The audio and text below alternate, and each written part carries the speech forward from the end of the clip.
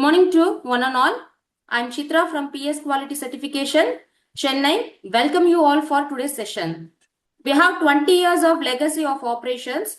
We provide advisory support to higher education institutes across the nation for getting accreditation under NAC, NBA and NRF ranking too. We provide advisory support to HAIS in obtaining the deemed university status and complying with other statutory requirements. Also, we do advisory support in getting certification for various ISO standards, green, energy and environmental audit and academic administrative audit. We provide training for NABL, NABH and quality tools.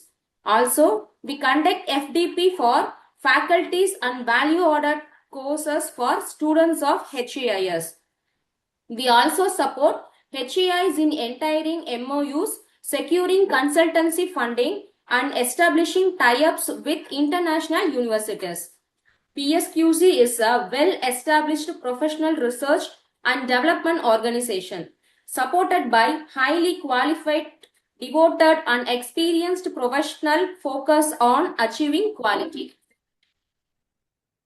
For today's complimentary webinar on Effective Course File Management, the benchmark for academic excellence by Dr. Umesh Chandrasekhar. We are honored to introduce our expert speaker, Dr. Umesh Chandrasekhar, a highly respected academician, trainer and consultant in the field of quality assurance and higher education strategy. Dr. Umesh Chandrasekhar is a seasoned academic and industry professional with a rich career spanning journalism, international business and management education.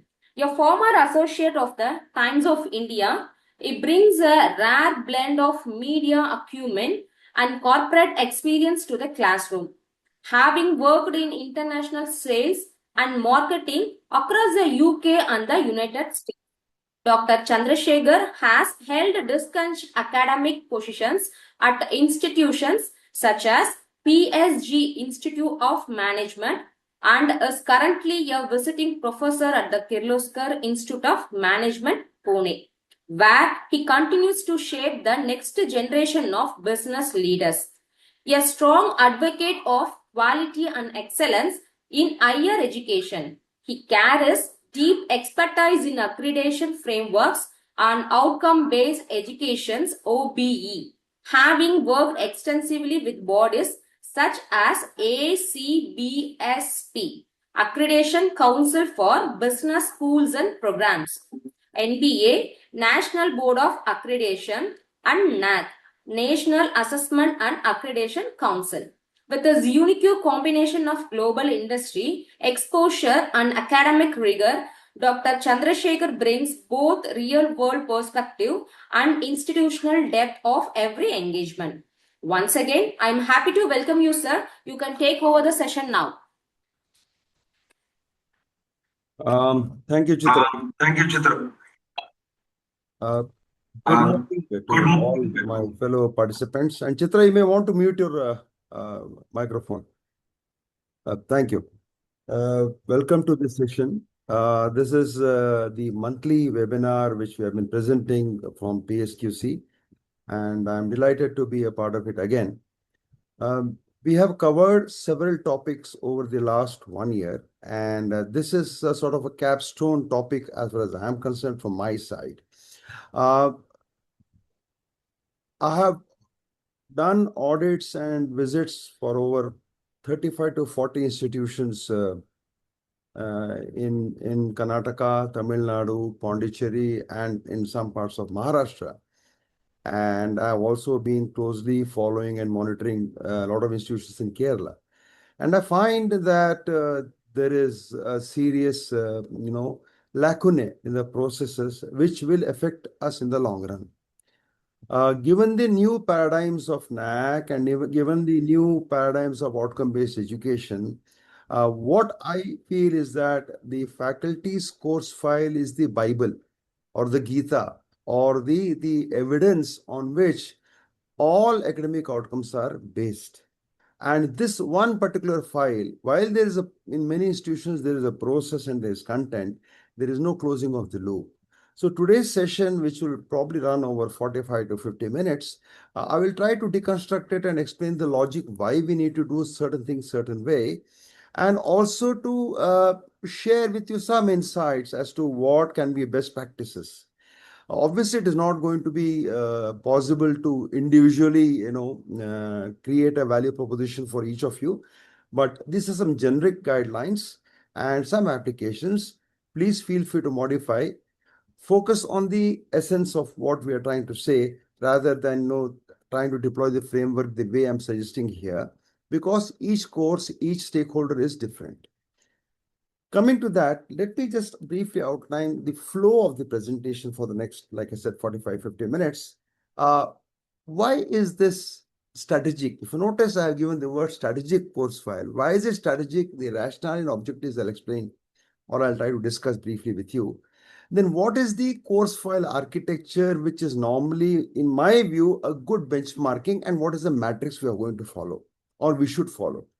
And third thing is that, is it very, very important that we do it? Answer is yes, because it provides for better accreditation alignment. Topic number 3. Then there's a very short list, because the list of do's and don'ts, can run to pages, but it's a very short list of 4 major issues I normally find across my, audits, and that is the indicative do's and don'ts of faculty. Then we'll quickly overview blooms, and I must, like every session, I tell my colleagues attending that I am not a fan of blooms, because blooms is a pedagogical exercise. We are looking at different things, looking at heterology, andrology, and all those things, which we have discussed at length in the last seminar. You can access it online, or you can just let me know what you would like to have. Then you have got some suggested templates which I'm giving, which are basically for outlines for accreditation purposes and also ISO 21001. PSQC specializes in ISO 21001. They run several training programs. I'm not marketing it, but just to tell you, they're starting a trainer certificate program from Monday, which is a 5-evening program. It runs from 7 to 10 every evening from Monday to Friday. There's a 5-day cycle, and with certification, you can connect with them for further details. The other part of this is that how do we deconstruct the file? The file deconstruction I will show you. I will also try to give you an indicative table of contents and the rationale and why we are doing it and what are the stated outcomes. Then I will share with you what I call the closing the loop, which most institutions very few institutions I have seen. In fact, none till I introduced it. And then what is the effective audit process? These are the 10 steps you're going to follow through. I'm sorry if I rush through things, because this actually is a 2-day program in terms of faculty development, but I'll try to give you a capsule, a quick overview, so bear with me. If you have any insights or any suggestions or any concerns or any questions, please do put it in the chat box. I periodically stop and check the chat box, or if the bandwidth is quite reasonable, you can come on and you can even ask the question. No question is unimportant. No question is silly, because every question will have some insight. Therefore, please feel free to ask without hesitation as to what is the point you would like to raise. Try to avoid making it as a personal reference point, because it's a generic audience. All right. So now, what is the strategic foundation? Why are we seeing that this is a course file management strategic? Very simple. We have to standardize processes. You see, because we are no longer a teaching organization or teaching institute, we have to become a learning institute. And this is very, very important. Number one. Number two, the entire transition happening in higher education is also challenging and is also, okay, you can't hear the audio? There's a comment saying they can't hear me. Can you please confirm? Because my audio is showing it very higher. Can somebody please Yes, confirm? sir. You're audible, sir. All right. Thank you very much, Chitra, because there's a comment there, not audio, not visible. That's fine. Okay. The second part is that, Excuse me. when you're documenting evidences Excuse for me. accreditation, when you're documenting evidence for your own learning and for IQAC, you have to create an institutional memory. And why is that institutional memory important? Is because faculty attrition is very, very high today. Subject changes are very, very high today. Student demands are very, very changing as we speak. Therefore, this particular strategic course file management preserves the course development history, preserves lesson plans, preserves teaching strategies across faculty transitions, and creates an effective repository of best practices, which you can document and keep and show as innovations, which is again important for accreditation.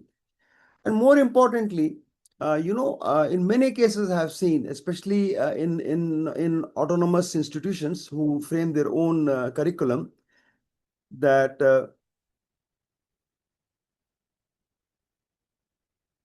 the curriculum that when you're doing a 3-year revision of curriculum, there is no mother document which says why was the curriculum changed, what was the rationale of doing changing the credits or changing the hours or changing the module or changing the subject.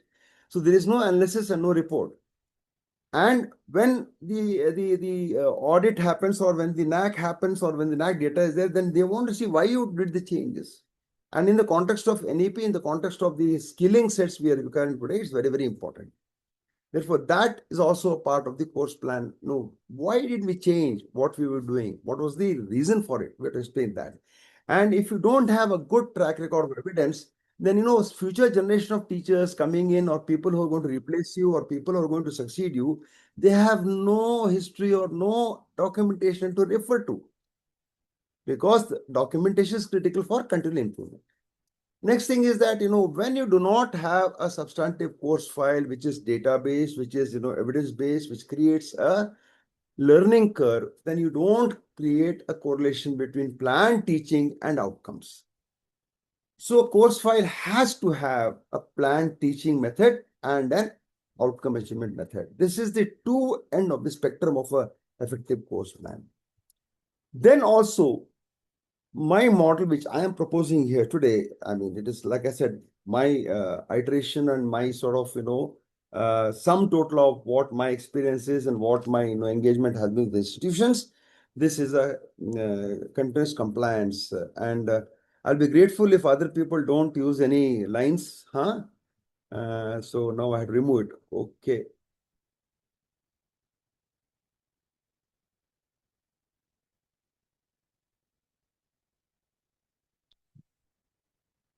Okay. So these are the 4 key objectives of this particular course file development. Right. Now, let us see what are the ready-made benefits. I can list a lot of benefits, but the key stakeholders there are basically student, faculty, leadership, and auditors. So students, faculty are the direct stakeholders in this process. Leadership and auditors are the indirect stakeholders in the process. Students, when you have a course file, when it's available for access, when you have the documentation ready, it gives them an assurance of learning outcomes. It gives them the predictability of the course. It also tells them how I am doing my work, because transparency becomes important. So a good course file also creates evidence of transparencies. And this course file should be kept open. It is not locked and kept under locked and key. Students can also come and check it out if they want on a one-to-one basis, or you can discuss the course file outcomes with the students, because it's a collaborative learning exercise. The second part is that it also encourages early identification and remedy for the what I call the I don't like the word slow learners, fast learners. I think it should be people who require support and people who don't require additional support, and students who are in the upper quadrant, upper percentile of the cohort. So I would prefer that. And for faculty,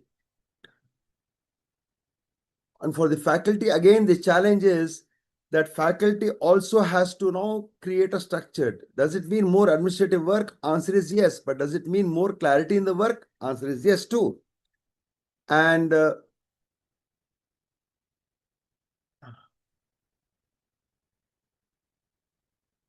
Chitra, can you disable sharing and just make me the co-host, because a lot of inadvertently people are running lines on the presentation, if possible. Otherwise, it's okay. Keep on changing it.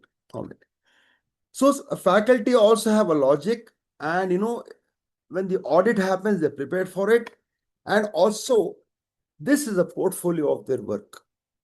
And that is a very, very powerful documentation. And when it comes to appraisals at the end of it, or when it comes to the accreditation processes, when it comes to what the faculty has contributed, you see, because many faculty don't map it effectively.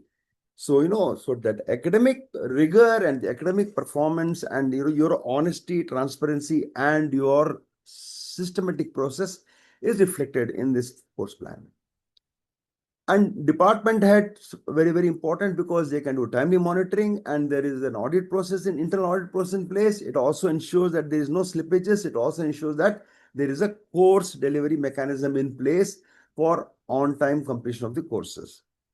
And for external auditors, it gives data. It talks of the PDC, which is Deming Cycle, Plan, Do, Check, Act, which is basically the entire basis of all accreditation and quality measures. And also, it reflects the institution's ability and the faculty's ability to continually improve themselves. These are the stakeholder benefits.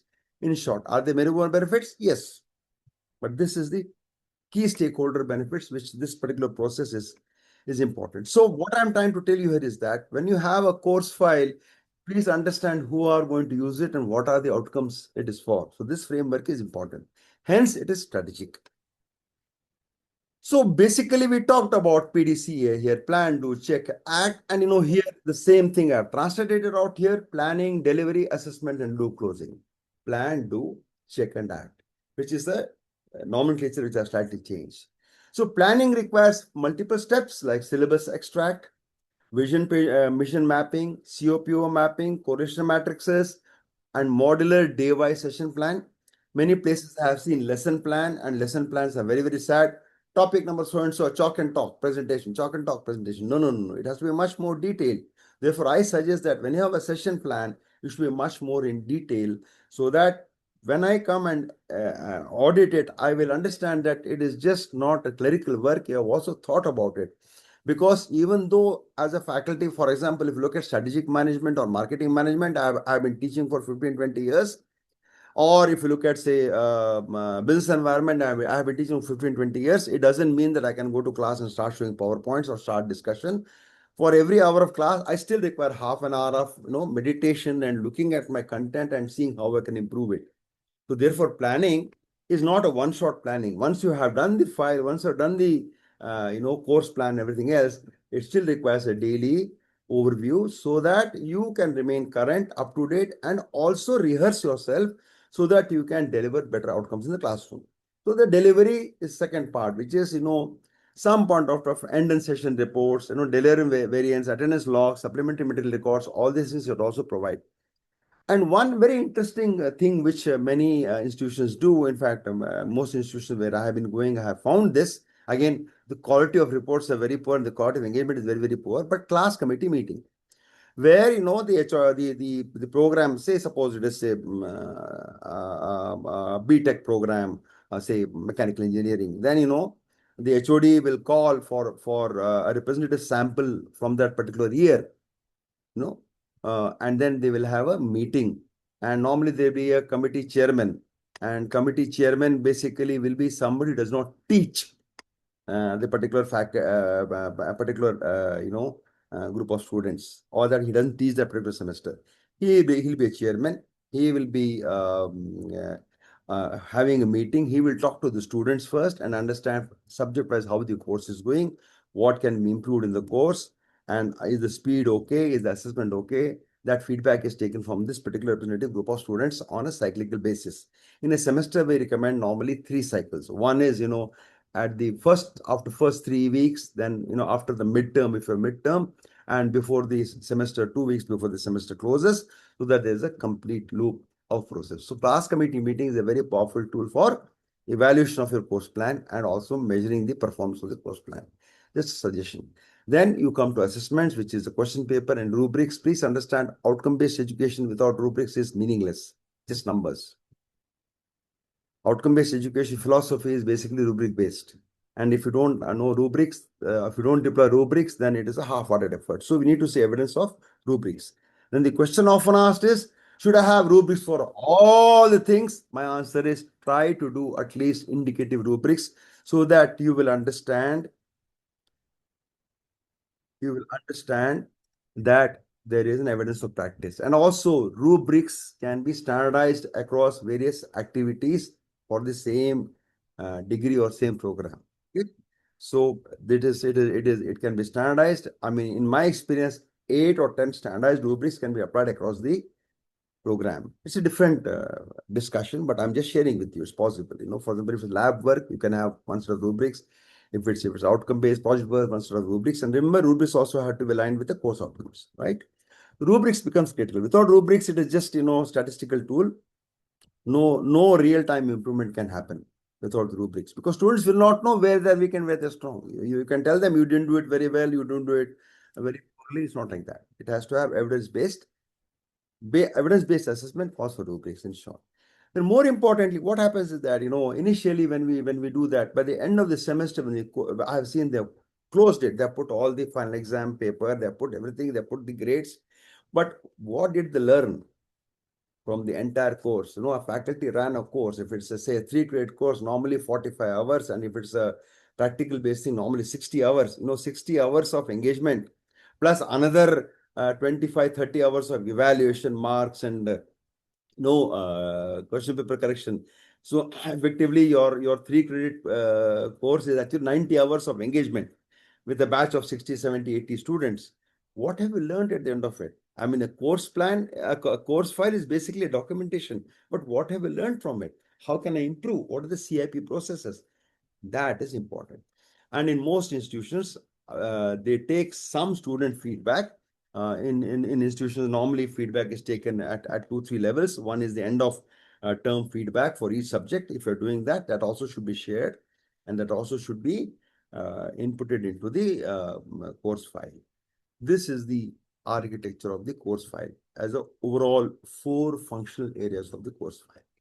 Now, let us understand what are the basic philosophy behind the document. Like I said, planning, execution, assessment, and feedback. What are the basic, the artifact, the main, the crux of the matter? Phase 1 planning will be PO and CO correlation. And I have seen many institutions putting 3-2-1, 3-2-1, 3-2-1. My question to them is that please don't put like this. It's not a clerical exercise. A course outcome and a program outcome, please have less of numbers and more of deployment. If you put across 8 POs and 5 COs, 40, you put 3-2 and 3-2, it is meaningless. You cannot measure it. What is measurable, smart goal has to be put in. So PO correlation matrix must be very clearly defined, so that you can measure it. Just putting it and cutting and pasting won't happen, because the course plan must have evidence of measure. So again, why we do this is because when we do the audit, what we will check? We'll check for the Bloom's taxonomy mapping. Unfortunately, we are stuck with that. Though I must tell you that please, all of you who are listening, if you've not done that, please go to the NHEQF documentation, classification 4, 5, 6, UG, PG, and masters within. See what is required as a graduate outcomes there. See what they want, and you will understand that Bloom's cannot really address these outcomes effectively at all, because Bloom's is only cognitive. There is psychomotor, the other affective. So these things are not measured. Therefore, NHEQF measures, if you take the outcome measures and Bloom's, there's a very big gap. We can address it, but the system is based on Bloom's. So you and I we are victim of the system. So we are following Bloom's. Okay, the second part is that in execution, session logs and delivery variance. They're very important to understand, because we live in uncertain time. There's a rumor there's going to be a strike among students. I don't know, right? So then what happens? Then you get, so there's a flood, there is something. So if you don't track that and do readily corrections, then you'll find that there'll be a lag at the end of the term. So session logs become important. And a lot of faculty say, sir, what is this you're saying? Should I also keep a log of what I'm doing? No, my study is very simple. So when I normally have a class of 60 or 45, though I have stopped teaching from this year. I can train faculty, but not students, because this generation of students, you'll appreciate, is a different, box of customers. Maybe I'm not competent. That's something which we can discuss later. But what I do is that I appoint, for my subject, I appoint 3 class reps or 3 coordinators. So any issue in the class, these 3 people can only deal with me. And they will take turns in making a brief report of what was taught. 50-word report of what was taught in the class and what was the issue. And this report, they will keep it at the end of the week or whenever the class committee comes, I pick it up and I have a report of what is the session. So session log should you do? Answer is no. You can delegate it to your student representative. Take some 2-3 students. Let them have terms. Let them also understand reporting and writing. Very important. Do you create a template? Yes, please do create a template and make it short and crisp. Don't make it very long. There are ways of doing it. So that is very important. And that, many institutions do not do. And if students are going to do that for you, then what happens? That engagement level also increases. Then assessment, evaluated scripts. Whether it's an assignment, whether it's a project, whether it is a PowerPoint, I have found that, these, when I say scripts, I mean any assessment work done by the students, group activity, single activity, whether it's a quiz, a test, assignment, project work, lab work, I mean, whatever it is, there has to be a best, median, and a poor sample taken. Of course, you can mask out the names. Of course, you can take photocopies and give the original back, but mask out the names. Why we do it is because it talks about getting consistency and tool rigor. In many institutions, especially, for example, in PSG, Institute of Management, where I worked before, we had a summative audit for mandatory for all the subjects. What we would do, we are an MBA program, what we would do is that we would get an external expert, a very senior professor uh, from a top institutions. In our case, it was IIT, DOMS, Chennai. That faculty would come in and the controller would give him or her, I mean, depending who would come, the question paper, the syllabus, and the answer scripts.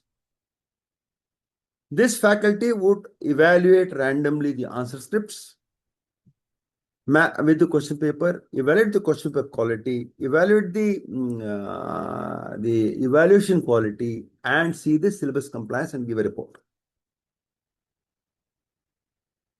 External. And there will be a proper report, and this report will be shared in the faculty forum meeting and personally shared also. And then the HOD would work to see that there will be better quality of progressions. Because, what happens in many institutions, what will happen is that there are two faculties teaching two batches. Suppose there are two batches A and B, and suppose the one subject of fluid dynamics, there may be one professor, two professors teaching one each batch they'll be teaching. The question paper is same. But one professor, if it's like me, I am slightly more strict. If somebody else may be more generous. To rationalize this argument, this audit becomes important. So it's a part of the course file audit. And the feedback part, the most important part, closing the loop, which is never closed in institutions. I'm yet to see an institution where I'm satisfied that there is a real effort. It's very hard to find, which is called closing the loop. And this basically talks of what went right, what went wrong, what was root cause analysis for it, and then how did we adjust this. This is very, very important. It is a continual quality improvement, continuous quality improvement. This is what they will see in NAC. This is what they see in NBA. And of course, ISO 21001, especially new standard 25, is really, really very, very important for us to adhere to this process. So this is the artifact matrix. I hope I am clear, slightly technical, but I would like to go through this just to make sure that you get a feel of what is the gap we need to cover in our own institutions to make sure that at least we achieve 60% compliance of what I'm saying here today. Right. So now what is the benefit of this? Because it gives you a very clear accreditation alignment. A deconstructed course file, is basically deconstructed means detailed course file. And this becomes the evidential repository. In fact, whenever we go for a course audit, there's something called the course delivery audit, which many institutions do not do. But in one institutions where in Kerala, where I was a professor as lead college, we would have that. We would have external experts coming in, 4 experts coming in. They would interview the faculty, see the course files, see what they're doing, attend the classes, take student feedback, and then close the loop. So a deconstructed course file will be a primary evidentiary repository for major accreditation bodies, including NAC and NBA, especially NBA, very critical. And again, if you look at NAC, 1 to 6, documented curriculum delivery, student-centric methods, and IQC governance. All three, this is an evidence of that. NBA 237, I've taken a generic outcome here, value-based education, a validated outcome-based education, CO attainment, and systematic closing of feedback loop. And by the by, this 21-25, EOMS clause 8 and 10, continual improvement has been strengthened now. Outcome-based education is a very much an important part of ISO new standards. So it is one of the very mother documents for this particular exercise. And that's the reason why I call a deconstructed course file as the Bible for the faculty and institution. Right? So this is the one part of the presentation where I'm giving you the strategic purpose and the logic of why we need to have a deconstructed course file or a course, I would say course management document is a better way of putting it. Okay. Now, see, modern based, auditing requires 100% of course outcomes must have verifiable direct and indirect matrices. Mandates it. And by compiling good detailed student marks, distribution, sample evaluation, action taken reports, we can eliminate non-conformities during the review itself. Right? So benchmark targeting becomes important. Is it 100%? No, 100% is traceable. Please understand, 100% not target, it's a traceability. Is the evidence traceable? 100% answer should be yes. This is the benchmark of traceability in terms of what the course delivery is. Now, so what normally we do is that, it's a cyclical process. Normally, a syllabus or a curriculum in in my experience is a 3-year cycle. After 3 years, you'll review and probably create a new version of the curriculum. So, like for example, if you're looking at the if the course outcome attainment, obviously, you will have to have some starting point somewhere. So, I mean, suppose you have a CQI loop. Suppose you find that 62% was the CO attainment. Now, CO attainment itself is a different challenge, and it has to be done by the total method. I will not go into it, but most of the CO attainments given is all statistically incorrect in most institutions. We can share it later. So there is a chance that if you apply root cause analysis, you can improve next year. And again, if you do ATR and follow it, you can improve next year. So if you're looking at a 95% goal of achievements or 95% of transparency achievement, over a 3-year cycle, this particular course file management, strategic course file management can give you CQI improvements, continual quality improvements, only if you close the loop. This is the logic and this is the outcome we want from a deconstructed course file management. So this is something which is there already. I'm not going to go too much into it. This is a COPO matrix template which is there. Remember, understand, apply, analyze, evaluate, create. Like I said, higher order learning, lower order learning, all these things are aware of. So I will just jump this slide. But what you must understand is that in many cases, when you see the course outcome action verbs and when you see the assessment methods, there is a mismatch. In many cases, you will see the higher order, create, etc., cannot be done in a question paper or assignment. In many cases, I have seen faculty linking the CO to the wrong tool or the inappropriate tool, and that has to be understood. So all your CO outcomes cannot be measured with the written exam or assignment or something. There has to be experiential learning, there has to be field learning, there has to be practical learning, and also please understand that in certain points of time you may find that some other subject may also collaborate or calibrate your course outcome for a subject based on how strategically you create your design as a faculty group.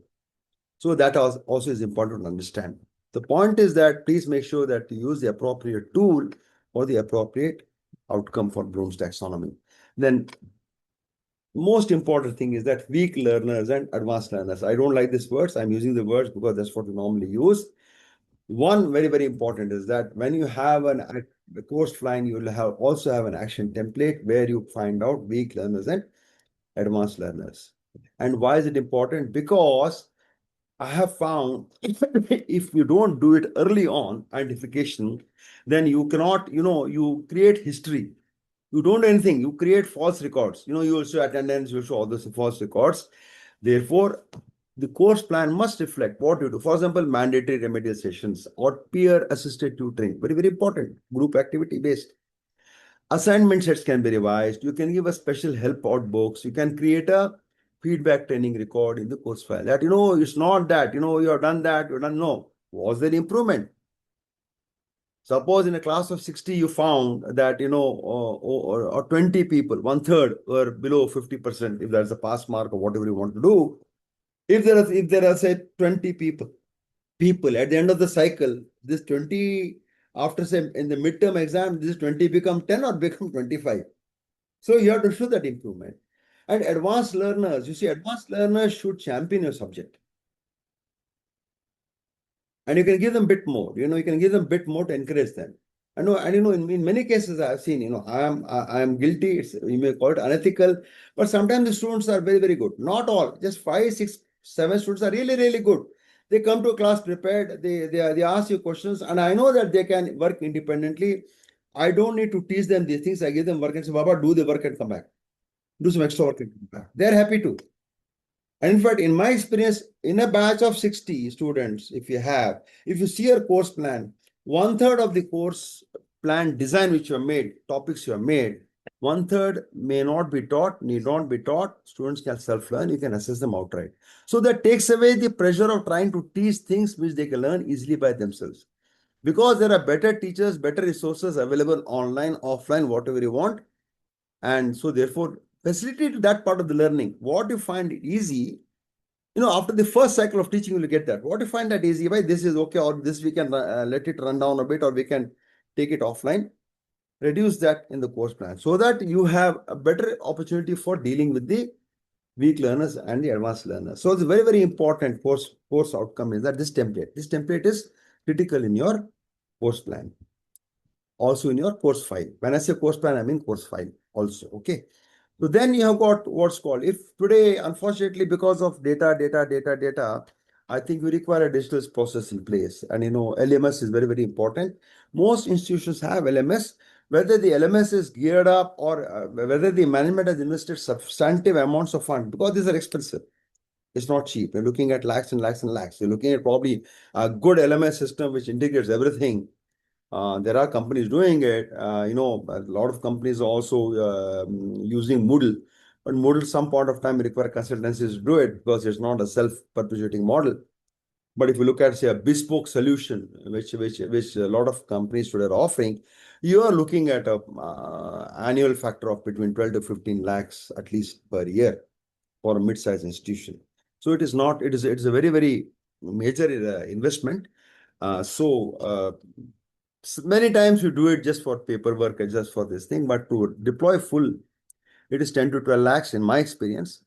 But if it's followed aggressively, and if it's documented aggressively, it gives you automated session logins, one-click calculations. It gives you a repository of course plan, course file, every storages. It also gives you alerts because if there's a variation, it gives you a systematic signal. So digital LMS integrated as a course file is definitely helpful. It saves a lot of administrative and technical headache for the faculty. There is a cost benefit trade-off. And I personally feel that if it's deployed effectively, then there is definitely a benefit to the entire process of quality. This is my take on it. Now, moving further along, this is again ISO 25 PDC authorization. We're looking at plans. So like, ISO has got 10 clauses primarily. 4, 5, 6, 7, 8 that are important. Clause 6, clause 8 is covered by plan. Do is clause 8. Clause 9 is check. And clause 10 is the end part. So PDC operationalization of this course plan or course file. Again, I get confused. Course file is also ISO compliant if done effectively. Is there any question or anything you want me to review or want me to go back to? Please let me know. I'm taking a 30-second gap just to drink a bit of water. So please tell me if anything is not clear or you would like some additional clarifications.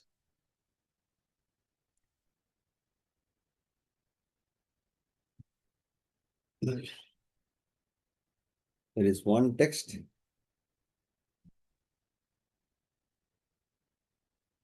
Root cause analysis.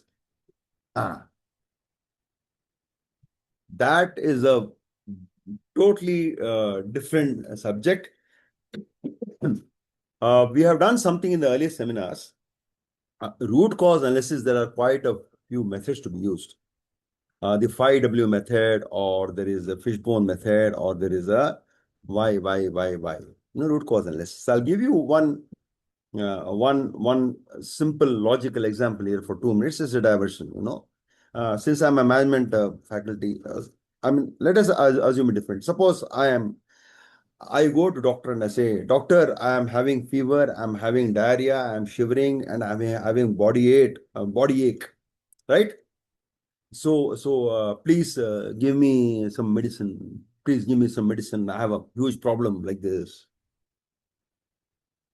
So what does the doctor do? Doctor says, "Oh, you got diarrhea. Take Imodium or Lomatil or whatever it is. Oh, you got fever. Take Calpol 650, and you got vomiting. Take that travel sickness pill and go. I feel better, right? I feel better. But what's happening inside, I don't know. Whereas Ayurveda will do Nadi Prakshana, will do root cause analysis. A better doctor, what he will do? A better doctor will say, no, Dr. Umesh Chandrasekhar, fever, diarrhea, and loose motion is not your problem. Correct? In many cases, I have seen institutions address fever, diarrhea, and other things, but don't understand that these are symptoms of a dysfunction. So I need to find out why the dysfunction happened. So one way is that, okay, Dr. Mesh, please go and give for blood test, stool test, urine test. I will get a report, and from that I'll try to find out whether you got infection, whether you got other issues, and we'll do a scan, other things. A root cause analysis, see, when there's evidence, you see some variance, it may be just something which is totally, it's called the acupuncture effect, I call it. I mean, if you have a headache, if you go to acupuncture, they'll put a needle in your bottom, because that's where the root cause lies. So root cause analysis is very, very critical to understand where is the base of the problem, right? I mean, this is one fun example I've given you. No, I don't think so. I don't think so. It is a small template, a small organization, fewer people is very difficult. No, it is not. It is not. In fact, the fewer the people is better. I would say, I would put it to you, because fewer people means they're more invested. They're more invested. Even in a family, suppose in a family, you understand, in a family also we do RC, 3 people in a family. Why did my child behave badly, or why did I become angry with my child? Root cause analysis means something else. So it is a functional approach. Whether we can scale it up or not is something which is there.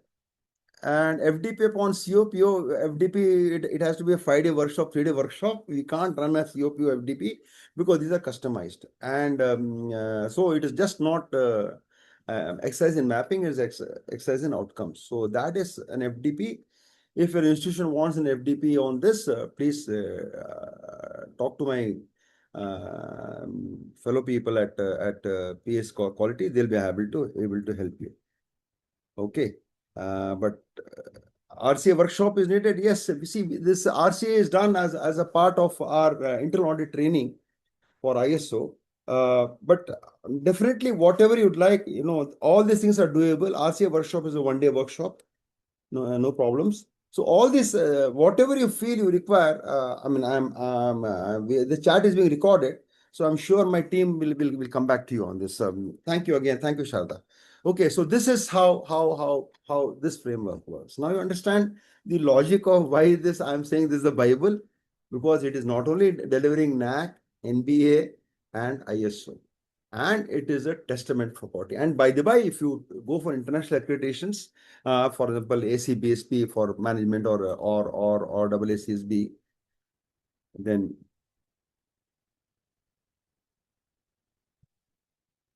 again, this cognitive level is mapping with P1, because P1 is apply level. How is it possible? Yes, that's what I'm saying. It's a question of higher degree, higher level. You see, for example, I don't really believe, it depends on what subject you're teaching. For example, if it's a PG program, you don't say understand the concept. It's a given. So no, normally what I tell institutions that, when you're doing this understanding the concept, you take it out.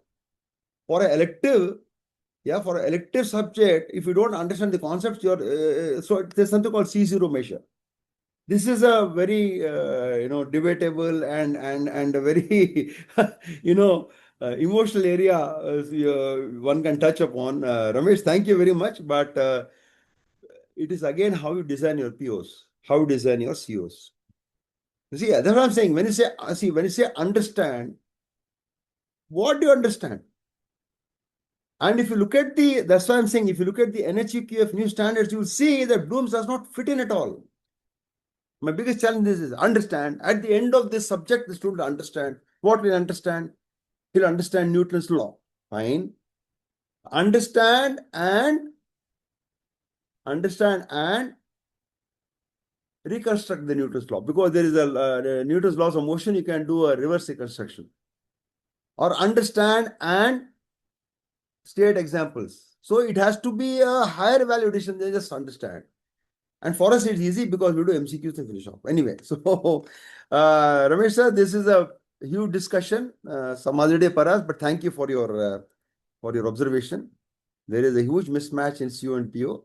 That's why I would like to say, in fact, there is a session which we have done, I think, on alternative taxonomies as a webinar, which if the link is available, Chitra can share with you and drop her a line. And then if it's available, it's do that. All of them certainly. No, Virami, it is not. It is a 3-year cycle. It is a 3-year cycle. Benchmark target is 3-year cycle always. Because, by the time you will have a new syllabus. And 3-year cycle, why? Because, if you look at, say, the NBA parameter or NAC parameter, 3-year cycle is what the normal cycles are. Year 4, you don't do. Year 4 is again, you start again. But to have some continual improvement, you can't keep having different data every year.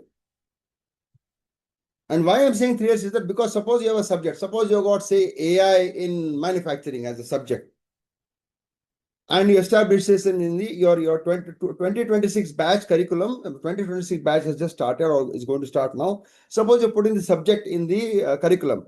So this is going to be there for 3 years. So this particular subject, AI in manufacturing, will be there for 3 years. So you'll have a 3-year consistent approach.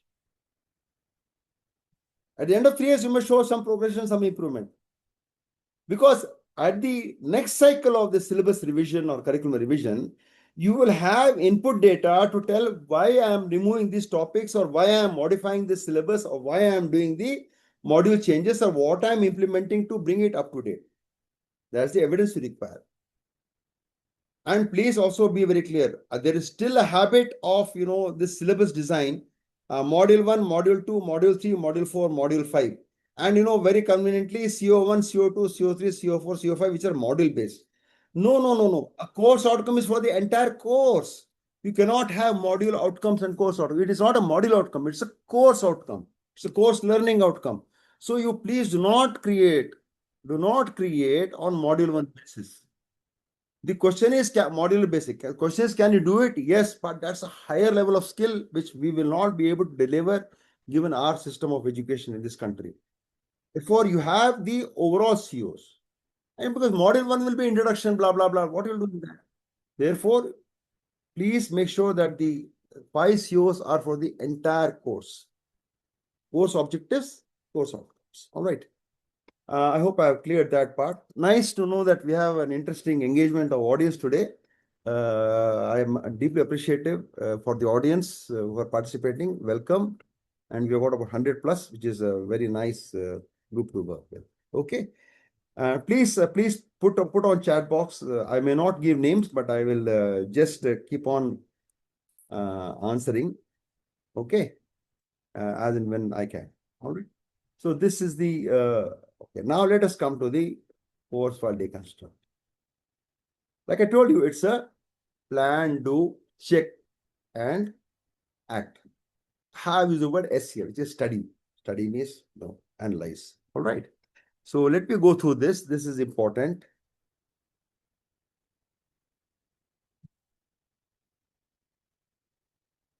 Research papers in the course file. 100% yes. 100% yes. And I'll tell you why. For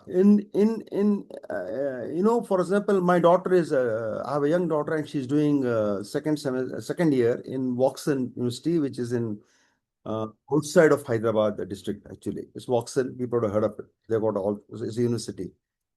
In fact, they were introduced, she is the first year, she has done, which is basic of design. She has the second design, they have talked of design imaging. You know what the first assignment they have been given? They have been given 2 papers to analyze as a part of the session plan.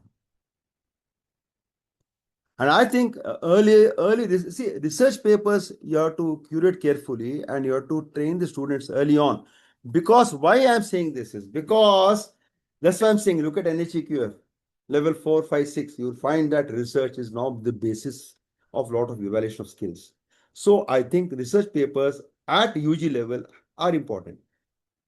How much depth you need to go, what you need to create is very, very important. In fact, in many cases, what we do is that, especially I don't deal much with UG program, but one BBA program I taught, and we created a meta paper. It was on international business. We created a meta paper. The 60 students, I gave them one item each, and we had a very nice meta paper coming out. So it is, yes, it's possible. Are the students up to it? Today they have got all sorts of tricks, Gemini, this, that, AI, all those things. They can do better than you. The only risk is that you have to evaluate them on a one-to-one basis. So that is one thing which is there. Okay. So the assessment plan is something which, like I've explained to you just now, that this is a part of the integrated process. Again, if you're going to give a research paper outcomes, if you're going to make them work in a group, you can create that because it depends on what subject you've got. For example, in technology, there are a huge number of papers. So you can take a subject analysis and do that. Of course, you must have access to the papers. Create papers and create paper subsets, take a topic and put some indicative papers, let them work on it. And again, going back to the detailing of assessment of how you do this outputs of assessment, that is a different subject. But is it doable? Yes. Is it recommended? Yes. Why? Because NHUK wants the research inbuilt into the process at the UG level itself. You can see it. Go to the document, NHUK criteria, you see it there. So basically, this is a 5-level step, which I think it is plan, do, study, analyze, and close the loop. And all the 3 terms from IQAC point of view, you require an audit. Yeah, it's a preterm audit. A preterm audit means before the course start itself, 1 month before or 1 week before, you should be ready with this entire part A of this. Part number 1, you should be ready with this, and this should be audited. The HOD will sign off, the faculty will sign off, approval is given there, and then that is also posted online or ready for circulation to the students. Very, very important. The second part is the operational part, which is how you deliver the course and how you do the assessments during the course. And normally this happens if you have a midterm examination point. After the midterm examinations, we do this audit also to understand what is the compliance part, and more important, to understand what are the gaps we need to cover before you close the course.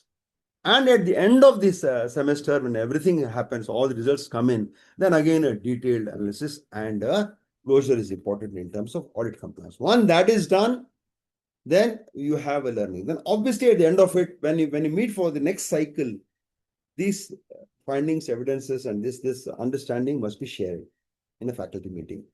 Okay.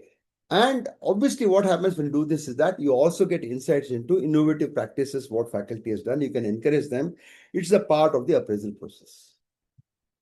And that's the reason why audit also becomes important. And this 3-stage audit also eliminates a lot of, challenges in delivery and challenges in document compliance, because after 15 weeks, you might have lost documentation.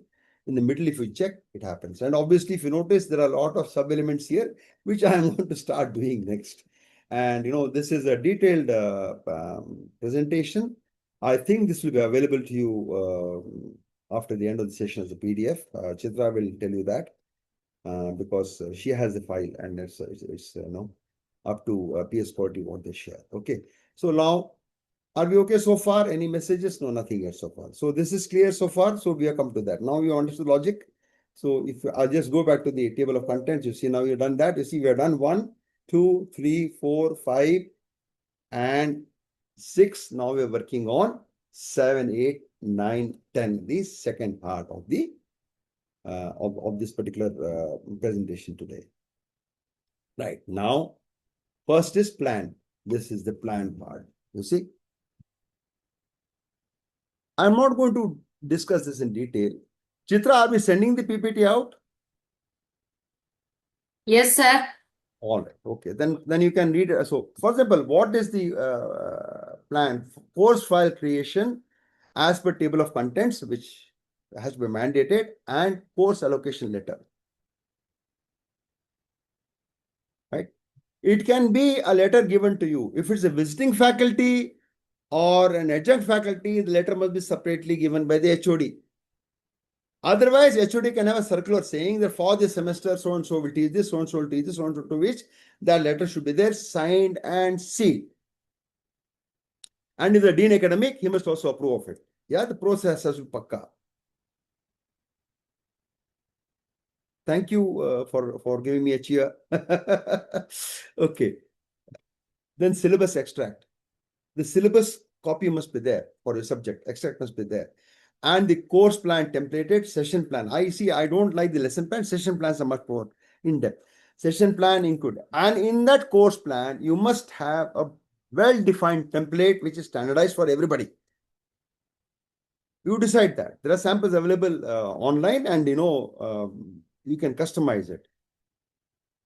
And that must have the vision, POCO map put right at the beginning.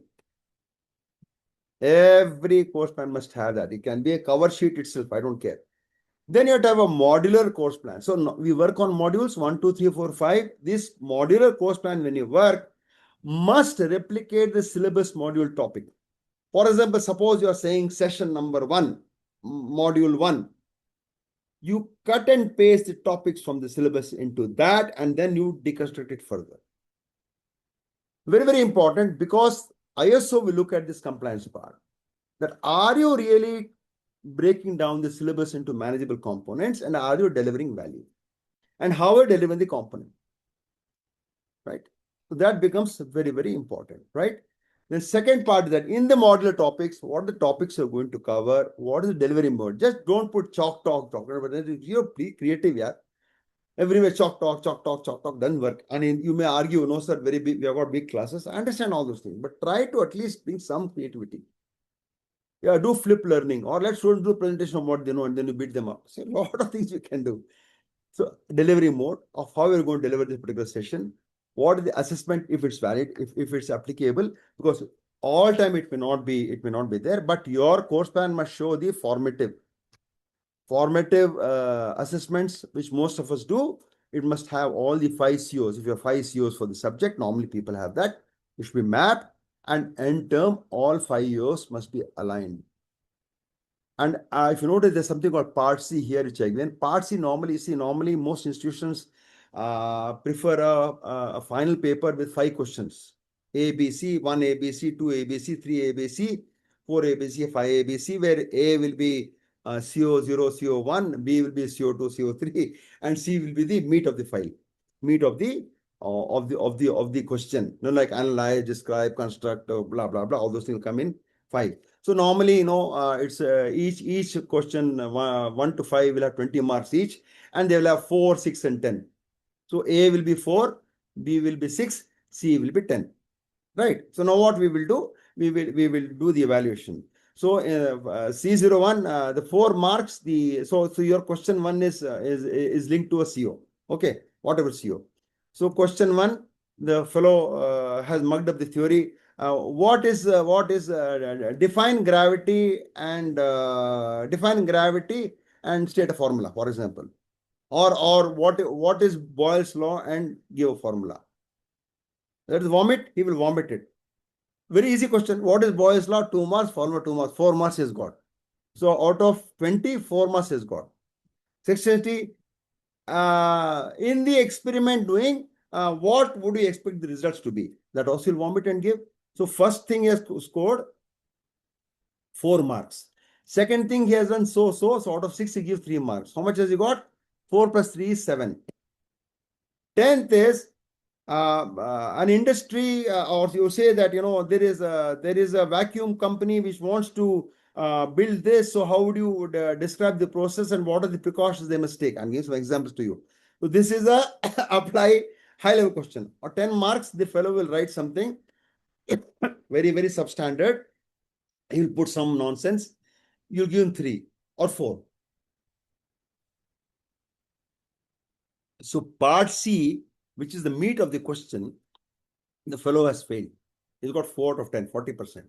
But he's got how much? 4 plus 3, 7 plus say 4, 11. Or you may give him 12. So 12 out of 20 he has got for question number 1, 60% outcome achieved. Clap. Fact of the matter is that the fellow has actually failed their outcome. Is it not?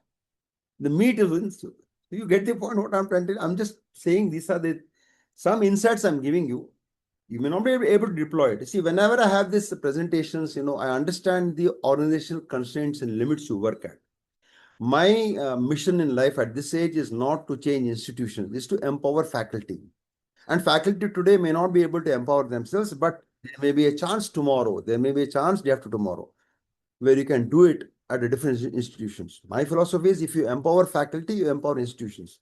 So I'm not worried about institutions. I'm worried about you as a faculty in a process of developing yourself. Please understand. So then additional reading, content, support material, very critical. And as somebody asked about case studies, somebody asked about research articles, somebody asked about web links. Yes, of course you can give. And this is nothing has happened. It's just what I want to do. And this also has to be audited to understand consistency, transparency, rigor, and whether there's enough masala to justify the course execution. Next part will be do, which is the delivery. Delivery will have a class sessions, obviously logic. It will have the supplementary input sessions. Sometimes you'll have guest lectures. Sometimes they give them field visits. Sometimes you may do something else. And obviously attendance records. And why attendance records? We need to understand attendance records. Very simple reason. Because tomorrow, if we don't keep a track of it, you may find that at the end of it, the fellow may be debarred. And you had a chance of early warning system. You may say others are doing it, but in your class, you must run the list across. And that's why in class committees which we have, we always share the list. Please tell, these are the people who are risk. Please deal with it. We tell the student representatives who go and tell it further on. Okay. And if you have a mentor system, student mentoring system by the faculty, that also shared with the mentor. So mentor can also tell to their wards. Okay. Then the other part is that assessment. What is your internal assessment stages? What are the tools you used? Test and maps to CEOs. Then you got detailed scores of students and identification of weak and strong learners. What is your support strategy and what is the evidence of engagement and what did you improve upon them? Can you save everybody? No. In my experience, it's the ABC analysis. Out of 60 students, A are those students who will do extreme level even without you teaching them. They are there like that. They will do well. A. So please don't help them. They are very good. B are the people who can do very well or double their rate of learning or really progressively improve. B is where you help them. And C will have people in the class who I say God help them. Literally, you know that. Because we have admitted them or they have fallen off the ranks, and it is not the case of even IIMs have these cases, even IITs have these cases. But these people you cannot ignore. You have to show some progression. So, can you change everybody into strong learners? No. Can you solve all weak learners? No. The system may want you to do it because they want a 95% pass rate, 99% pass rate. But in terms of outcome-based education, you cannot save everybody, but there should be some progression of improvement, right? Then you have, if you have a midterm assessments stages, for example, mostly in year 1, of any program, I would suggest midterm assessments because learning curve happens. And I think every year up to the final year, if it's a 4-year program, midterm assessments become important because it's a good benchmarking.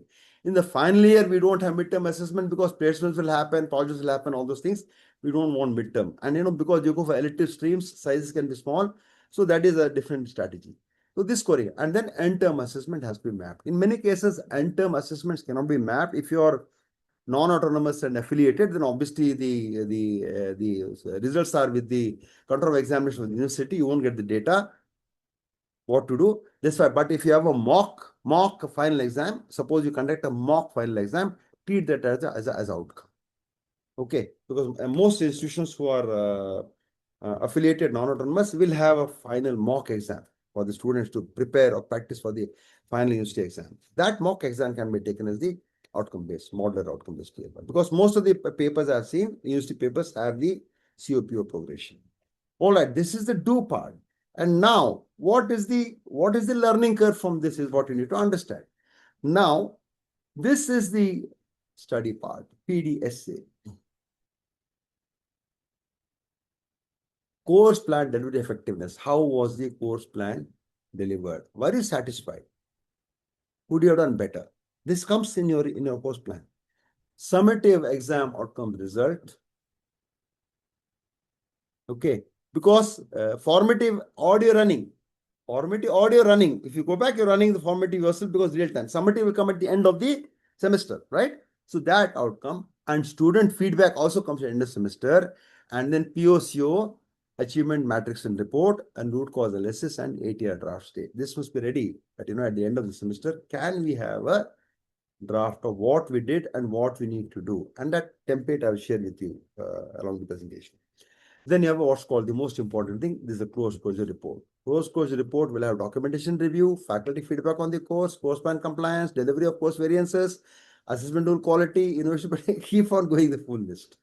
And learning outcomes and science for next cycle.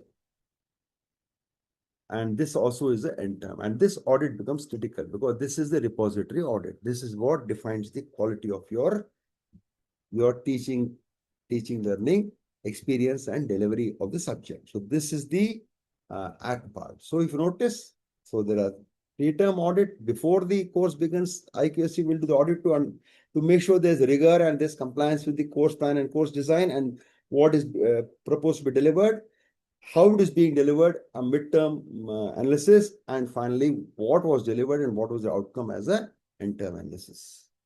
Is there any question about this so far, or are you all right? Any question, please ask. Okay. So there are certain templates which we can suggest. I'm just going to go through this slide because templates are customized.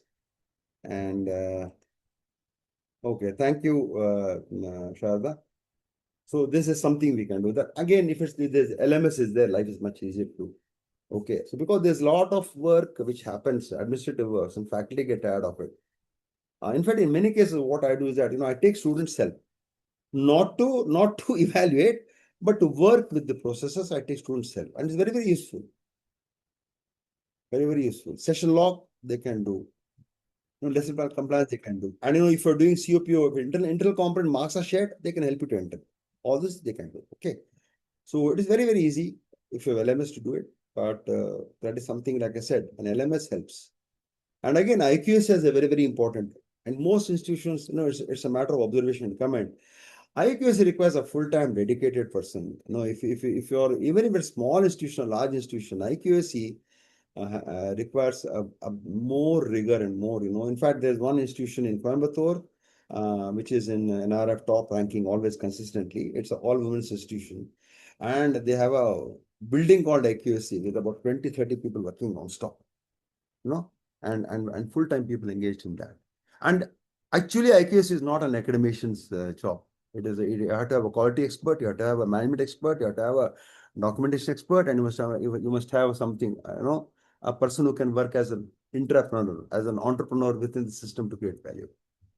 But people look at cost. I would think IQSC has become very, very important. And in the current context, IQSC has to be strengthened 10x or 5x, depending on how you feel about it. Because you can't leave it Because of data, because of NAC is digital, NAC is evidence, digital-based evidence. You cannot, fool NAC anymore.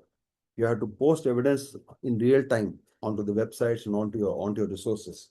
So be very careful. IQAC has to be strengthened. Digital team has to be strengthened. Social media team has to be strengthened. Okay. So now let me just briefly go through some of the table of content for courses.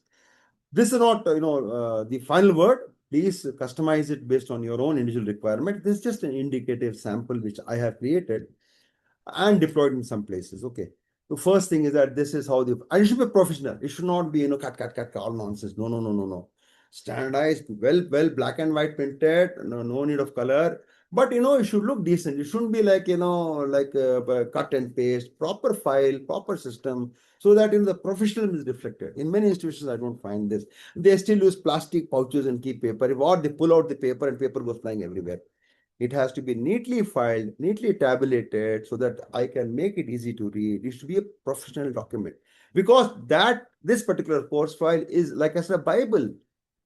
How do you treat a Bible or how do you treat a Bhagavad Gita? You don't, cut and, write or you don't. So you have to give it the respect and the professionalism it requires. So there should be a nice cover page with the subject code, course code, whatever it is. There should be a formal letter. Next one. Next will be syllabus and the timetable, because timetables are decided semester attached. Then there should be a detailed course plan completed, signed and sealed by HOD and uploaded into the LMS or shared with the students in whichever way are doing it. Yeah, please don't do WhatsApp. WhatsApp is also evidence, but try to create a more formal structure of delivery. Then you have to have a detailed course plan. Template has to be created by IQAC and approved by HOD, documenting the following information: course objectives, course outcome, methodology of delivery, right? And lesson plan, session plans, and session must contain the terms in the syllabus. Then it should be assessment instruments incorporated and mapped to COs. Students' name list is very, very important. Attendance reports periodically you must put into the report. Course outcome trackers, which is midterm, internal, external examinations you must create. Attainment of course outcomes and internal assessment, separate file because it's formative and summative, and analysis assign attainment at the midterm level. Why midterm level? Because you can find out the people who have risk of failing or who are not, risk of falling off from the process. That program outcomes, again, scores at midterm internal examinations, and program outcome must be mapped for the entire program. So that at the end of the semester, you must have the entire program outcome mapped. And you must have a program, what's called the COPO measure grid. You must have each semester COs and POs. How many times you met the POs? PO1, 8, 9, 10, 11. That count must be there, and that loading must be given there on each semester-wise basis. There should be end of the term report by AQSC based on what course files you're giving. Okay. Then action taken report, wherever there's a action taken report for being a student, you have to create that. Then unit-wise lecture notes, hard and soft copy samples. If you have got a logic giving a lecture notes, or you're giving some handout notes, that must be there. Or you give a summary in the session plan itself based on your requirement. And most UG classes today, they want lecture notes because they can just read it and pass the exam. That's also acceptable to me. But if you have lecture notes, make sure that it is unit wise or whatever wise, it is kept in your file, because that shows us the input you're putting into the course. That's fine. Then you have got the module internal tests. You've got internal tests, midterm tests, end term exams, questions and retest questions. If you've taken retest, also must be included, and with answer keys. Why answer keys? Answer keys are important because it gives you transparency in the process. In fact, every time I have a midterm test, assignments, quizzes and all, they self-evaluate, and I just self-evaluate. Suppose I have two batches, A and B. Roll number A1 will evaluate B1, and B1 will evaluate A1 in papers, and they will do cross evaluation based on the benchmark I give them, and then I verify marks to make sure randomly that there is no matter of love and everything else, no cheating happens, and 99% the marks are quite acceptable. Midterm exam, I release the answer key. And if you're totally autonomous and you create your own question paper, you must release the answer key. It's a matter of morality from my point of view, because the student is going to tomorrow question your evaluation and go for appeal or go for revaluation. He must know what is expected. Therefore, it is. I know the controller may disagree with me here, but I think an answer key should be given. So after the exam is over, everything is over. Yeah. In fact, even before the even if the marks are given out, before the marks are given out, officially published, you can give the answer key. But when student sees the marks and sees the answer key, he or she will have less of dispute. And then it is fair. No, why should they don't know what's expected of the answer, they have no answer key, and then they'll invest money and they find that nothing happens. That's also not right. And also it also mitigates frustration and mitigates the anger or the angst. So answer key you give, and life is jingalala, as I call it. Then you must have subject related case studies, cases, articles of journal, magazines. Somebody asked just now, has to be there. And what is your right column is when you need to give it before starting. Sometimes, you may find something interesting has come up, especially in a management subject. Some article comes up suddenly. They know you have to introduce it in the class there and then, right? So please understand, a course plan is not written in stone. It is written in pencil. Most of it is in pen, some parts in pencil, because you may be able to supplement it on the day based on some important discovery. I mean, for example, suppose you're doing a subject and that day Nobel Prize is being given out, and it is to do the subject. Interesting topic to discuss. So you introduce that. So that's the parampara. List of assignment projects and topics. You must give, the detail of listing must give, so that people understand what you're doing. So that is the reason why. And I have seen a lot of shortcuts here. Again, I'm not blaming you. It's a question of work pressure. I'm giving you best practice examples here. If you're giving a group activity, it cannot be more than 3. 5 means cheating. Take it from me. 3. 2 is ideal. 3 is possible, but 5 is impossible. You know it, I know it, right? Because they will do all sorts of work. And again, when you have presentations, please reserve the right to tell them that you will not decide who will come in order. I will randomly decide who will start. You do presentation, let them say, okay, you start. Then after 3, 4 slides, randomly change. And if they say, no, I don't know, he did it, 0. I'm just giving you some tricks of trade here, okay? Then list of seminars and guest lecture topics. Today, industry engagement has become important. Non-academic teaching has become important. So maybe if your ecosystem supports it, get some industry people or get some practitioner people, get some alumni who are working in the area, if you like, take some guest lectures. Very, very important. Then subject-related lecture videos, any video supporting learning process. If you're taking videos from, say, any sources, Udemy, Academy, or whatever it is, make sure it is mentioned there. YouTube, make sure it's mentioned there. And you yourself can create some small videos as a supportive learning strategy for people in support. And those also become very, very important. 3 minute videos, minute videos, it's called micro lessons. Create that. Okay. And internal mark tabulation with analysis, external tabulation with analysis, and closure report. Supplementary information which you need will be class committee feedback, and you require the best average and poor samples of internal and external assessments you will require. This is the entire thing. 21 items. Actually, it's more. Probably 30, 40 items will come in. Is it difficult? Yes. But is it doable? Yes. Faculty also has to understand that, see, we are not, see, if this is just a business for us, then we lose. We have to have passion. So that, and this is a bread and butter. So unless you're current in your teaching and you're current in your processes, you will find that you will be found wanting in the later. Now, let me just briefly go through a couple of more things which I have done. What's called the course closure report is what's going to happen. One example I've given you, course closure report. You understand this is a tool.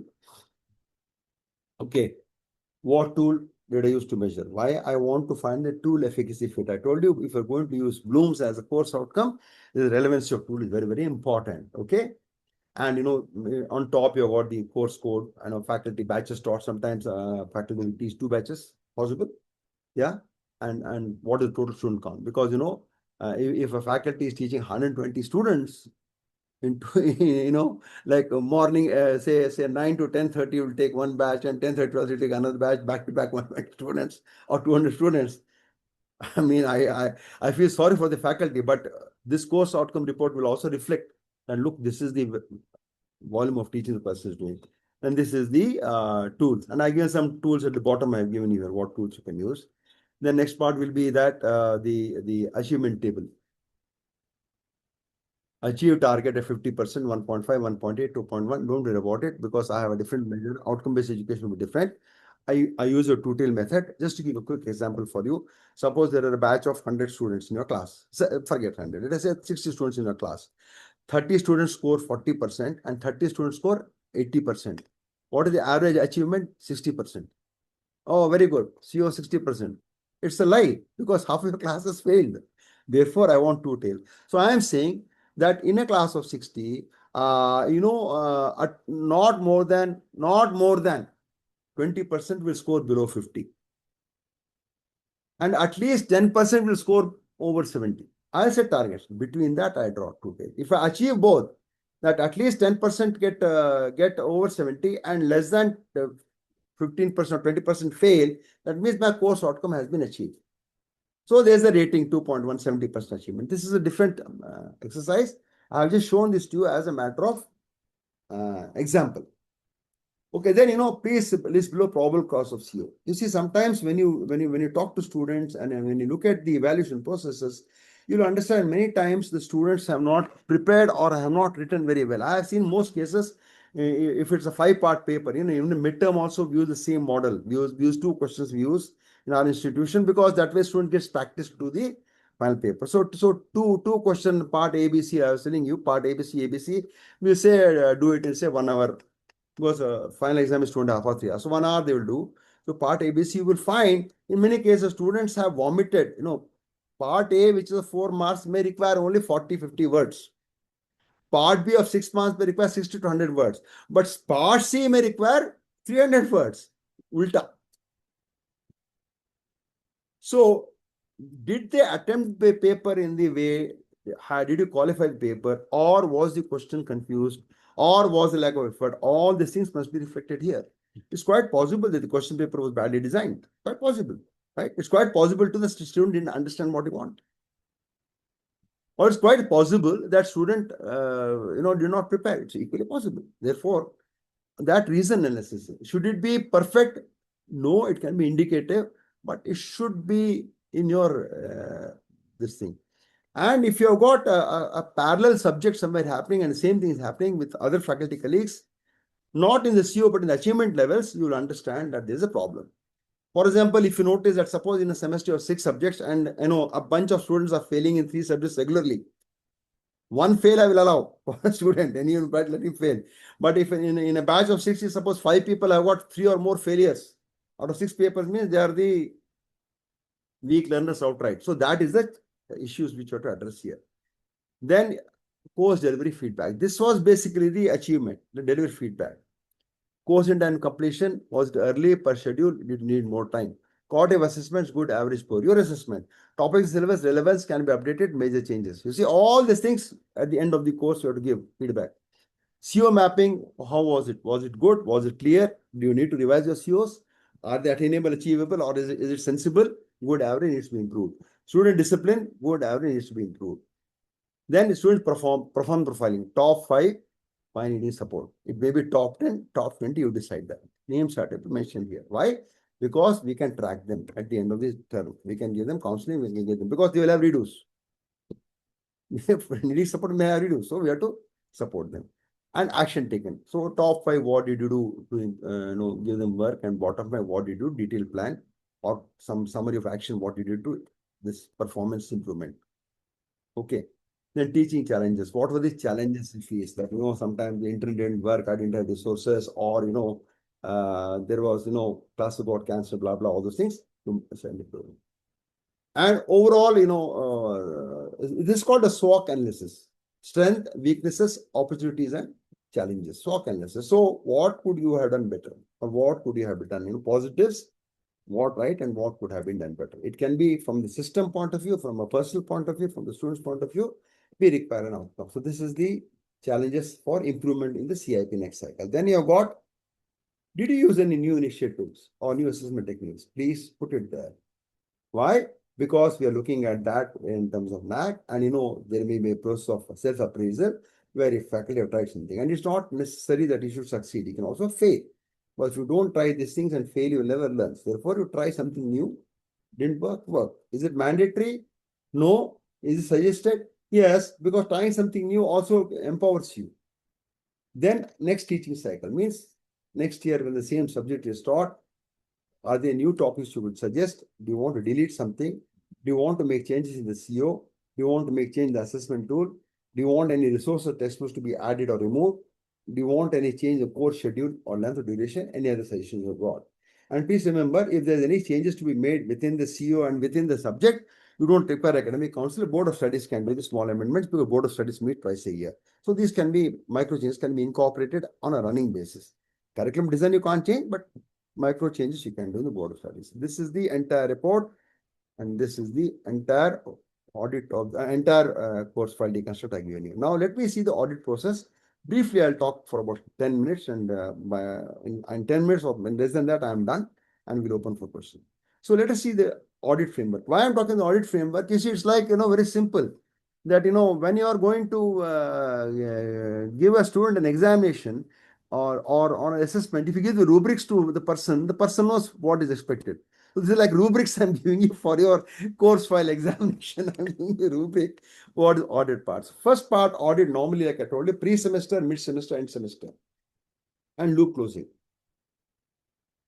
So what we'll check, for example, audit should check for review syllabus, POCO mapping, Bloom's level balance, and model session schedule, and all that. It happens before the classes begin, right?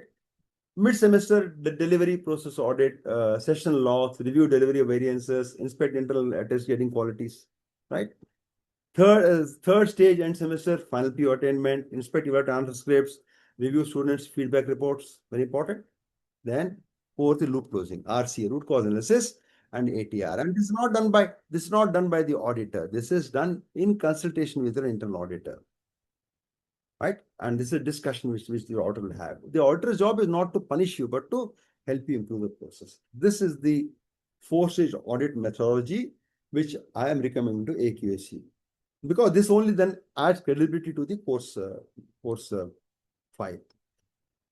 The next part is, what is the exact nomenclature of pre-semester subject planning? This is what I've given here: syllabus, extract, context, modular device plan, audit gateway rationale, complete before term to catch structural flaws. Because gateway rationale is that why I'm auditing it, to find any issues, to find any inconsistencies, and whether there's a possibility of changing the assessment or tool which is better fitting the overall program objectives. That is the reason why we do the gateway means the why we're doing the audit rationale. Okay. First one is the second audit is midterm execution of very, very important. That's why it's very big. Very, very big. Because this is a teaching pace which will change, and because of various class comprehension may change. Students can't understand, and you've gone through it, you have to come back. Sometimes the topic is very complex. But in many cases, I get very irritated, especially with autonomous institutions. I forget university syllabus, but autonomous institution, and even at deemed university level, what they do, suppose a subject is for 3 credits. 3 credits will mean in a semester 45 hours. So 5 modules. Module 1, 9 hours. Module 2, 9 hours. Module 3, 9 hours. Module 4, 9 hours. Module 5, 9 hours. 45 hours. Arey Baba, module 1 is bigger than module 2 because that's how you have structured it. So does not module 1 require more hours? So you have to understand that. There is no rule which says that each module will have to run for equal 9 hours. You can make it 11 hours and you reduce something else. But it doesn't mean you may make a module 3 hours. Plus minus 20% variation will decide. IQS must decide, okay, if it's 9 hours per module, we'll allow plus minus 20%. That means 9 can become 7 or 11, like that. Within that range, you must work out and get 45. That is where exactly why we want to audit to be done, to understand what is the impact. And I have seen many cases. And sometimes, it looks very small. There are only 5, 6 topics in that particular module. And 9 hours, you will say, oh, very small. No, but the depth of that may be different. And that's why the course plan, session plan will justify the number of hours. I hope I'm making myself clear here.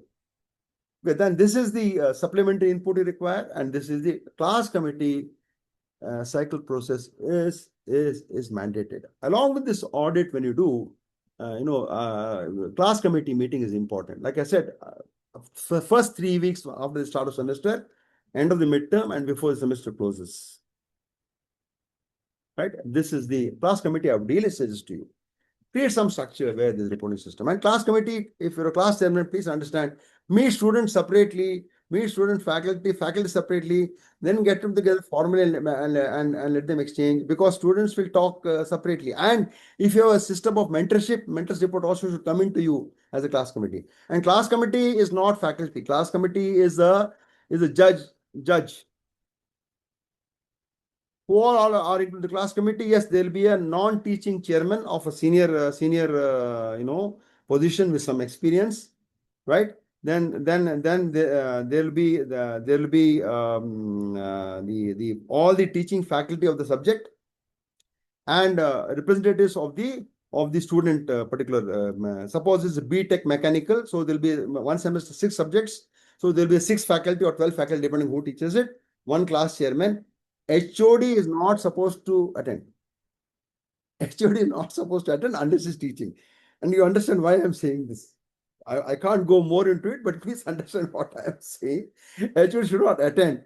And then what happens is that you will have to then get student representatives. I normally you take some class representatives, take some people who are more vocal, who are more expressive, and have a gender ratio, to ensure there's gender equivalence. And class committee will have a meeting with them. First, subject, what happened, is there anything slow, is there any problem, so that he gets the report. And then the faculty will come in. Faculty also will give their feedback how the class is going. Then you share with them. Then you get them together so that there's a frank exchange. And it is not to do with canteen food, internet. It's not to do with outings and birthday parties. It is to do with academic only. Be very clear about it. Yeah. So, and then this class committee, a class chairman will send recommendations and will give observations, give a report and recommend these things. And these recommendations have to be vetted by HOD and IQAC and deployed. This is why I'm saying class committee becomes important. And class committee also will be sharing information with students. So sometimes, attendance issues, other issues you can share with them so that they are aware, that students are aware. And students will go and report. And the mentor of the class, we have a class mentor system, mentor also gets the report. Okay, and if the mentor is present, the mentor can also be a part of the class committee meeting. All right. So I hope I answered that question. Then last is that basically the assessment trigger. What is the logic of it? Logic is given here. The tools is evidence and verifies taxonomy, tagging practical evidence, ensures evidence clarity. This is very simple to read. Please read it. Okay. And attendance record correlates students' attendance rates with assessment outcomes. And in many institutions which I don't like, basically, but that's how we done attendance. Internal marks, 5 marks is for attendance. It's like bribing somebody to come to class, but that is something which is a part of the culture. I can't do anything about it. But then attendance has to be monitored. And I know, in fact, when they give 5 marks, I will never give attendance. I'll make class participation. I'll have a grid, and I'll ask questions, the answer, they give marks. Just sitting there, doing this is not going to give you. So if I have a class of 60, and I've got 10 sessions, definitely 4 or 5 students randomly I'll pick and I'll beat them to make sure that they get the marks, they deserve the marks they get, not sitting in class. It's again a philosophical statement. That's how it is. Okay. Then the last part is, audit students score and progress tracking. Please understand, outcome-based education is just numbers without effective rubrics. Okay. And what do you do with that? What is the benefit of this? You get a detailed score repositories, student score sheet you get, centralizes continuous evaluation. So the academic dean or the HOD can get one shot snapshot of the student's performance and counsel them. And tomorrow, if there's any issue by the parents or by the students, this is the evidence of your performance. I can show very clearly and transparently. And PO intermediate reports, POCO intermediate reports, midterm evaluation, very, very important, because ultimately, outcome-based education requires a periodic check. So this is a check statement, very, very important. Then early actionable sessions, corrective sessions will come in. Okay, and attendance correlation, attendance, student risk capital and triggering mind academic counseling. So all these things happen. Before student score and progress tracking becomes critical. And this is a part of the student's report also. If there's a system where you've got a student file, it becomes a part of the report also. And that's what I'm saying. But please remember, outcome-based education is just numbers without effective rubrics.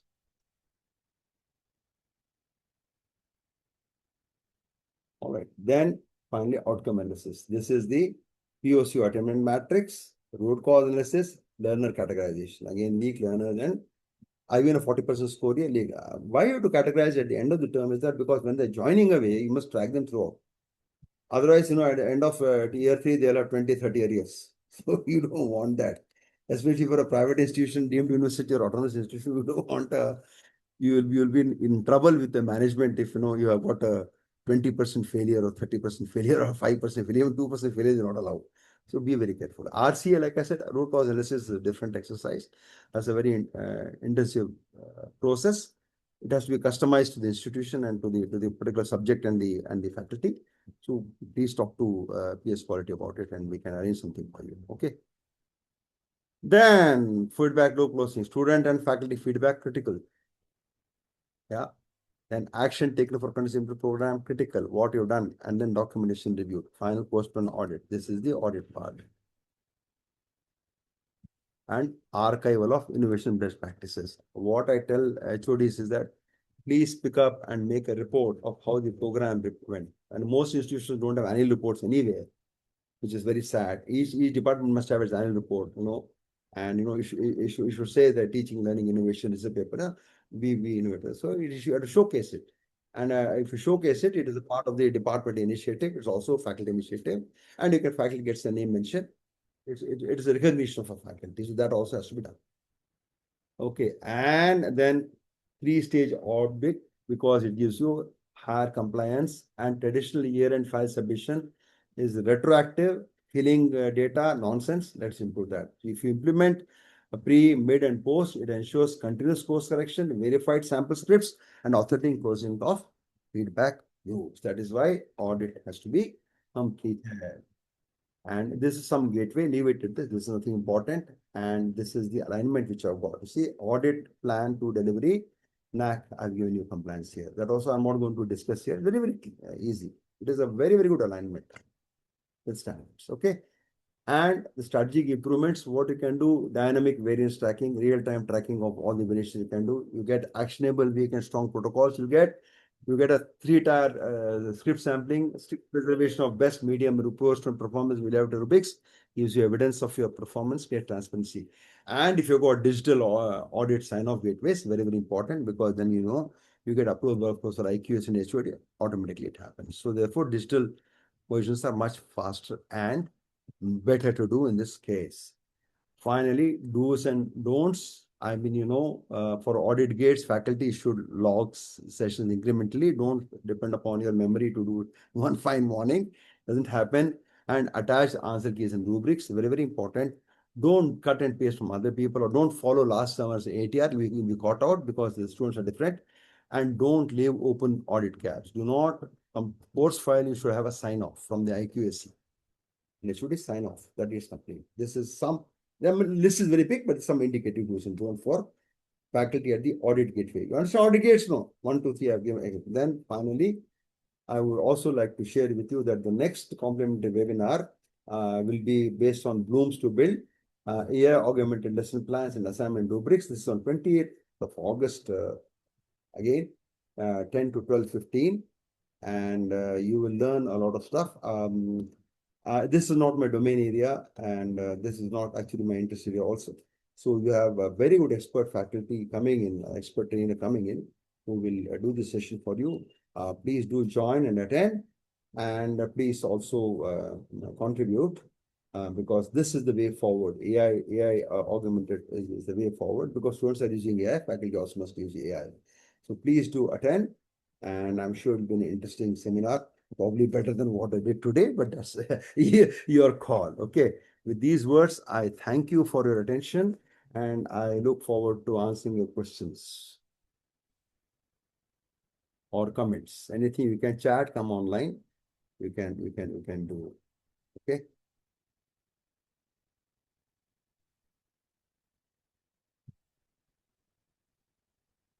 I have finished slightly early, but 11:54 because we are going to share the PPT with you, so I'm okay. Thank you, Ramita, for the thank you. And, I'm standing by. Chitra, I'll wait for 5 minutes and then see if there any question, any query comes in. Yes, Yes, sir. yes, Rajni. Yes, ma'am. Yes, ma'am. Rajni.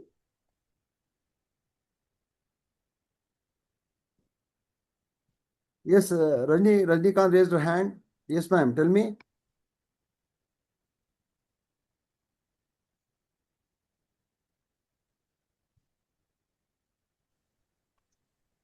Sir, as such, you come across with a very excellent session. Very impressed with this because this is first time I'm attending this. But thing is, I'm following almost 20 to 30% of this in my practical life since past 15, 20 years. Hmm. Thing is, as such, I faced a personal problem. It is extremely personal. That, as such, you said you may work out with rubrics, you need to work out with results, but management will not accept such a lower rate of pass. How should I work out? This is my personal question, sir. Okay. Sir, I will tell you a story, 2 minute story. Okay. So, may I have your name, sir? If you want to disclose the name, otherwise I will call you some other name. Okay. You are Mr. Sharma. Okay. I'm Umesh. I'm Verma. You are Sharma. Okay. Right? So Verma and Sharma have no job. They are desperate. Their families are very hungry. They get a shop in a wholesale cloth merchant. You know, wholesale cloth merchant, a fellow who sells cloth by the by the length rolls. You're following, Mr. Sharma? You're following? Know what I'm saying? Okay, it's gone off. I think. All right.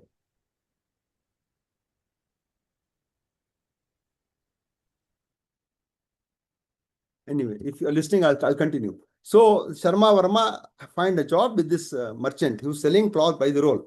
What happens? You order some cloth for pant shirt. They will measure it on the desk. There's a meter in desk. So the owner says, "Hey Sharma Verma, when you measure this cloth for the customer, just pull it slightly so that 95 centimeter becomes 1 meter." What you will do? You'll be ethical about it and say, "I will not do." Then you lose the job. So we will pull, just pull. But I am very loyal to my master. So what I will do, hey, Verma, come here. Let us both pull from each side. You pull so hard that instead of 95 become 100, 90 becomes 100, or the cloth tears. Right? So, set the cloth, but don't tear it. Don't tear it. And let the students also understand that this is a game. I have no, students don't want to fight about it. Students want to fight about needs. Students don't want to fight about what they're getting out. All it's a political argument. Let's not go into that. But and this is not what Ms. Sharma, Dr. Sharma faced is not a. Oh, thank you. It's not a unique thing. It is a common factor. Which criteria is more important, NAC? Which gives more points? Madam, we don't know. We're waiting for the new NAC, but 5, 6 is the highest. NAC is not saying that, like the phrase I normally use, your students should be less on the seat and more on the street. Co-curricular and extracurricular activities are more important now because of the NHQF skilling. And that's a different discussion, Sandhya ji, which is a different seminar totally.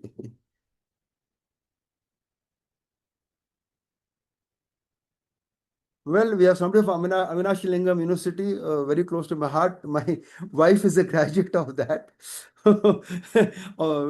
She's a postgraduate from there. And in fact, my good, mentor, Sheila Ramchandran also was the VC for you.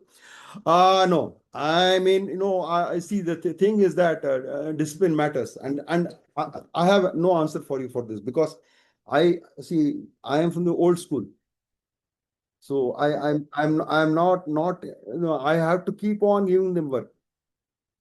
Cannot teach them. You have to keep on giving work, let them do activity-based learning. So basically what we're doing is that we do the model which I use called A to F model. Activity-based learning, blended learning, collaborative learning, directed learning. Give them YouTube to learn. Experiential learning. Experiential learning is give them field work. And a focused learning. Focused learning is basically what I'm doing is that I'm saying, okay, do the MOOC course, do this course, that course, and cover it up. You cannot teach. If you do PowerPoint for more than 15 minutes, you are dead. So in Tamil, there's a part left for us. And not only you have to manage this cell phone disease, which is a problem. So it is difficult. So you have to know you have to operationalize the syllabus. There's no other way. You're sitting and teaching PowerPoint. I mean, could you handle 1 hour session from me? No, I know that. All right.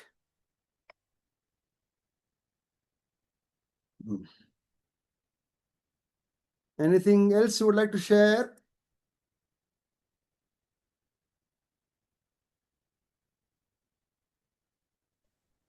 Dear participants, if you have any questions, feel free to ask.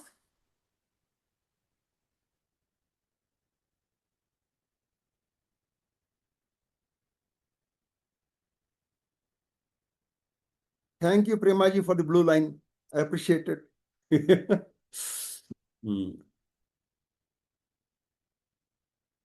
Okay, Chitra, thank you for your support, and thank you to all the participants.